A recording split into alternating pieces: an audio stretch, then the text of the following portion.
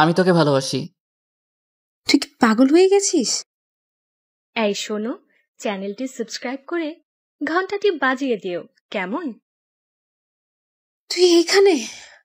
আমি তোকে খুঁজতে খুঁজতে পাগল হয়ে গেছি। কেন? কি হইছে? হাঁপাচ্ছিস কেন? আর বলিস না, আসার সময় হাত থেকে মোবাইলটা পড়ে বন্ধ হয়ে গেছে, এখন আর ওপেন হয় না। ভালোই হইছে। ভালো হয়েছে মানে? তুই কি বুঝাইতে চাইছিস? না, কিছু না। মোবাইলে ডাক্তারের কাছে নিয়ে যা। তাই করতে হবে। এখন আজে বাজে কথা রাখ, তোর ফোনটা একটু দে, আম্মুকে একটা কল দিব। আমার ফোন? হুম, না, আমার ফোন তো দেওয়া যাবে না। অন্য কারো মোবাইল দিয়ে কর। তুই না আমার বেস্ট ফ্রেন্ড, আজ বিপদে পড়ে তোর কাছে এসেছি আর তুই আমার সাথে ঘাতকতা করছিস। দেখ তাসনিম, বোঝার চেষ্টা কর। এইটা আমার পার্সোনাল সেট। আমার সব সিক্রেট বিষয় এইটার ভিতর আছে। তোকে কিভাবে দেয় এইটা? আমি তোর সিক্রেট বিষয়ে যাব না, শুধু কন্টাক্ট থেকে আম্মুকে একটা মিস কল দেব। বলছি না দেওয়া যাবে না। অন্য কারো কাছ থেকে চেষ্টা কর, আর চেষ্টা কখনো বিফলে যায় না। আমি তোর ফোন দিয়ে কথা বলবো আর তোর কাছেই চেষ্টা করব। আমার এই চেষ্টা কখনোই বিফলে যাবে না। আমি দিব না। তুই না দিলে আমি জোর করে নিব। দেখ তাসনিম, এইটা কিন্তু বাড়াবাড়ি হয়ে যাচ্ছে। দে বলছি। তুই দিবি না, তোর বাপের ছেলে দিবে। তাসনিম আমার থেকে শেষ পর্যন্ত জোর করে মোবাইলটা নিয়ে গেল। পাসওয়ার্ড বল। আমার কাছে দে, আমি খুলে দিচ্ছি। বলবি নাকি আশা দিয়ে মোবাইলটা ভেঙে ফেলবো? তাসনিম প্লাস আশিক। হোয়াট? কি বললি? যেটা শুনছো সেটাই বলছি। তোরা ন্যাকামো করতে হবে না। তুইও না দিন দিন কেমন হয়ে যাচ্ছিস। মোবাইলের লকটা খোলার পর আমার মোবাইলের স্ক্রিনে তাসমিনের শাড়ি পরা ছবিটা ভেসে উঠল। খিরে, এইটা কি? আসলে তোকে সারাদিন দেখতে ইচ্ছে করে তো, তাই তোর ছবি ওয়ালপেপারে সেট করে রাখছি। আমি তোর গ্যালারিটা একটু চেক করি। তাসনিম, ভালো হবে না কিন্তু বলে দিলাম। তুই বলছিস আমার সিক্রেট বিষয়ের কাছে যাবি না, আর এখন? এইসব কি আশিক? গ্যালারিতে ফুল আমার ছবি কেন? সবে মাত্র বুঝলাম তুই কেন আমাকে তোর ফোন দিতে চাস না। চুপ করে আছিস কেন? কথা বল। তুই আমার বেস্ট ফ্রেন্ড। আমার মোবাইলে তোর ছবি ছাড়া আর কার ছবি থাকবে? সেজন্য সবগুলো আমার ছবি? তো কি হইছে? দাঁড়া, আমি সবগুলো ডিলিট করে দিচ্ছি। কেন ডিলিট করে দিবি? তোর মোবাইলে আমার ছবি থাকবে কেন? তাহলে কার ছবি থাকবে? আমি জানি না, কিন্তু আমার ছবি থাকতে পারবে না। আমি আশিক, সিভিল ইঞ্জিনিয়ারিংয়ে লাস্ট সেমিস্টারে পড়ি। তাসনিম আমার বেস্ট ফ্রেন্ড। আসলে ওকে প্রথম দিন দেখার সাথেই আমি ক্রাশ খাই। আস্তে আস্তে ওর সাথে পরিচিত হতে লাগলাম। আর যখনই আমি আমার মনের কথাটি ওকে বলবো, ঠিক তখনই তাসনিম বন্ধুত্বের হাতটা বাড়িয়ে দিল। আমি আর কিছু বললাম না। নিজেকে বোঝালাম ফ্রেন্ড থেকেও অনেক কিছু হয়ে যায়। তাসনিমকে আর আমার মনের কথা বলা হয়নি। 4 বছর তাসনিমের পাশেই থেকেছি। আজকে বলার সুযোগ হলো। আমি এই সুযোগ মিস করতে চাই না। আমার মনের কথা আজ তাসনিমকে বলে দিব। তাসনিম, তোকে একটা কথা বলবো। কি বলবি? তাড়াতাড়ি বল। আমি তোকে। আমি তোকে কি? তুই বুঝিস না আমি কি বলতে চাচ্ছি? আজব তো, না বললে কি করে বুঝবো? আমি তোকে ভালোবাসি। কথাটি শোনার পর তাসনিম তেলে বেগুনে ফুলে উঠল।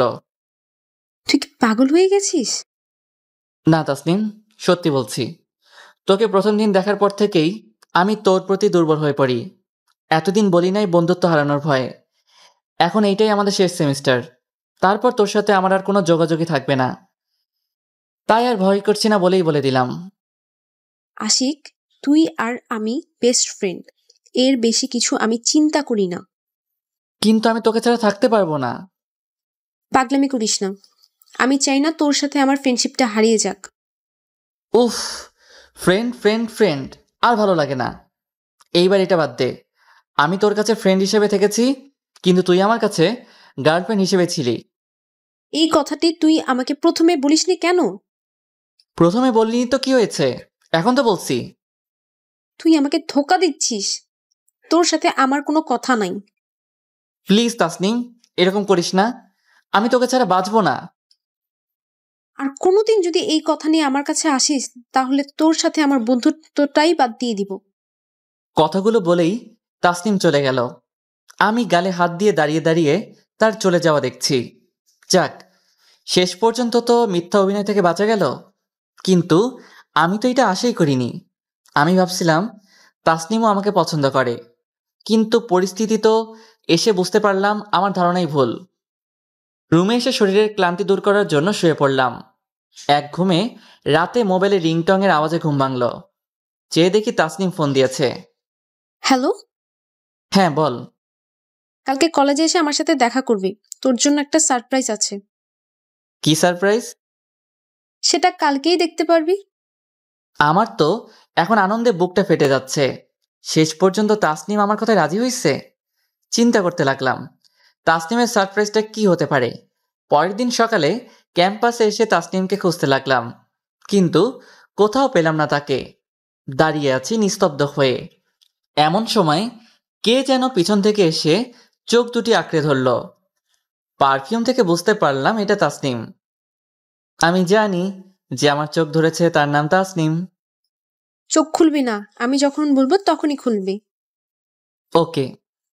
কিরে, আর কতক্ষণ? এবার চোখ খোল। চোখ খোলা মাত্রই সামনে দাঁড়িয়ে থাকা স্টাইলিশ হিরোর মতো চেহারা এক ছেলের সাথে পরিচয় করিয়ে দিল। ও হচ্ছে রাজ, আমার বয়ফ্রেন্ড।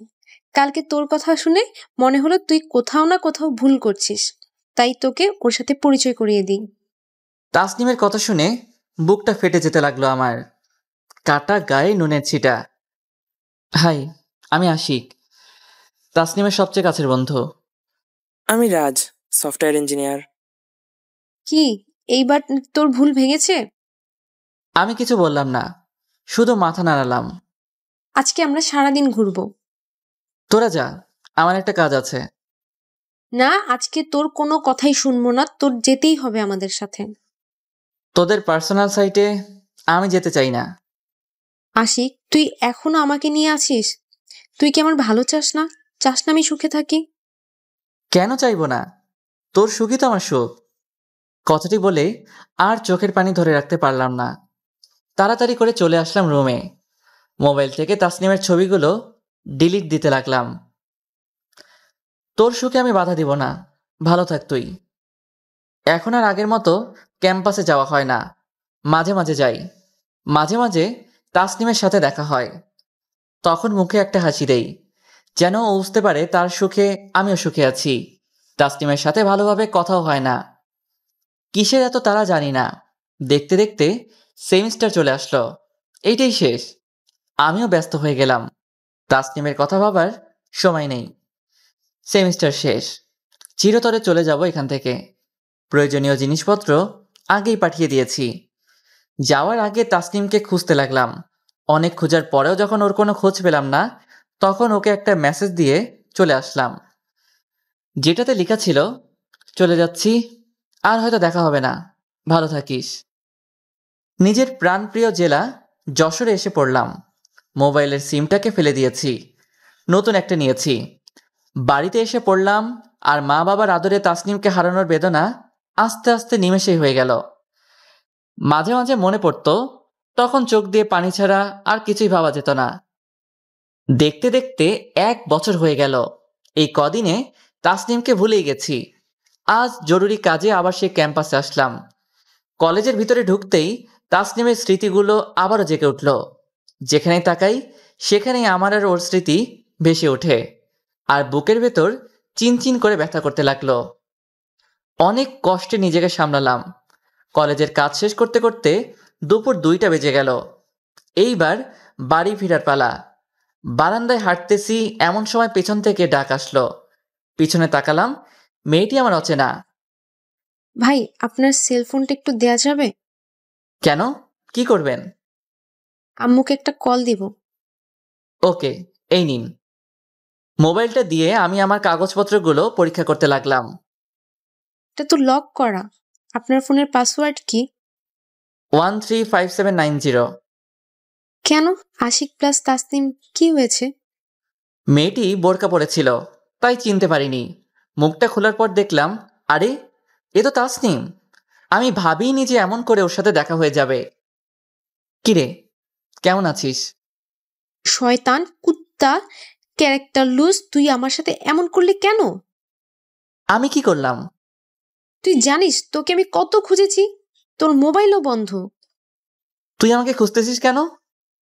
এমনি, চল আমরা কোথাও বসে কথা বলি। চল। তো কেমন আছিস?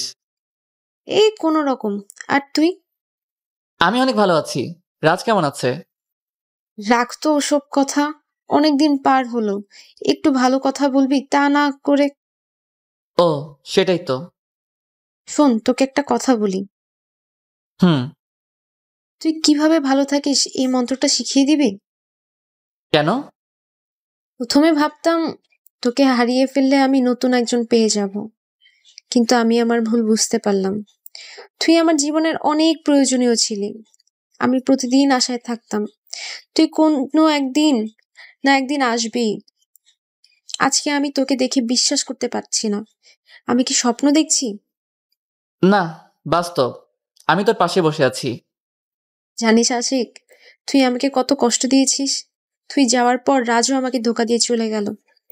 আমি তখন একলা হয়ে গেছি। আমি কি করব কিচ্ছু বুঝে উঠতে পারিনি। তখন বুঝলাম আমি আমার জীবনের মানিক রতনকে হারিয়ে ফেলেছি। সারাক্ষণ শুধু তোর কথা চিন্তা করতাম। তুই আমাকে মাফ করে দে। আমি তোর বন্ধু। আমি কখনো তোর উপর রাগ করিনি। আমার কোনো অভিমান নেই তোর উপর। তুই চলে যাবি আজকে? হুম। এখান থেকে চলে যাব। কিছু বলবি? না, কিছু না। আমি ঘড়ির দিকে তাকালাম। অনেক সময় হয়ে গেছে। তাসনিম, কি, চলে যাওয়ার সময় হয়ে গেছে? তাহলে আমি উঠি? আর কিছুক্ষণ থেকে যা। জানিস তো বাড়ি কত দূর, তাড়াতাড়ি যেতে হবে। ও, তাই তো। তাসনিমের থেকে বিদায় নিয়ে চলে আসছি, কিন্তু পিছন থেকে আবারও ডাক।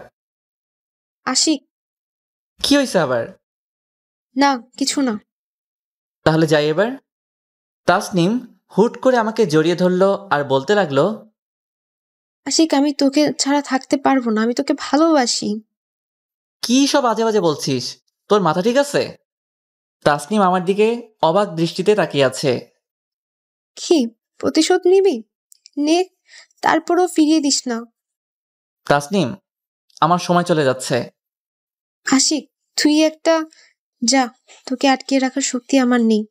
নিজেকে বুঝ দিব আমি আমার অপরাধের শাস্তি পেয়েছি। তাসনিম কষ্ট পেয়ে চলে যেতে লাগলো। আমিও সামনের দিকে অগ্রসর হলাম।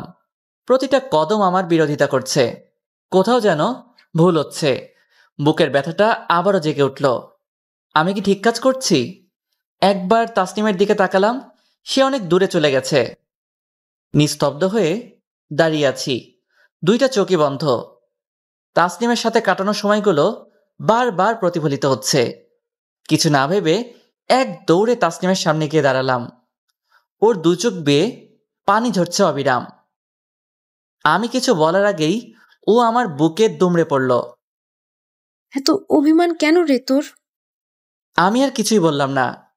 বুকের ভিতরে পাথরে চাপা স্বপ্নগুলো ডানা মেলল। দুটি জীবন আবারও একসাথে স্বপ্ন দেখতে লাগলাম। প্রতিদিন ভালোবাসার নতুন নতুন গল্প পেতে চ্যানেলটি সাবস্ক্রাইব করে পাশে থাকা বেল বাটনে ক্লিক করুন।